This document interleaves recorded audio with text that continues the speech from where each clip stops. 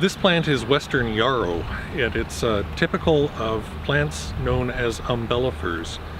Umbelliferous plants produce flowers in a cluster that is like a tabletop. It's more or less a flat plane.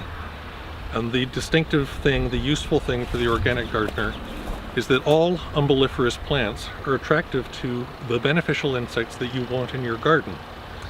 Yarrow is a really flexible plant. This is a full-grown, full-size plant, about 3 to 4 feet tall. It came back from last year. It's a perennial. But you can also plant it in your lawn, and if you mow it, it simply grows flat. It grows, and it will bloom at that really small size. So in that way, it's another really useful plant for the organic gardener. Other umbellifers include cilantro, carrot, parsley, fennel. There's many plants that have flowers like this, and they all attract these beneficial insects.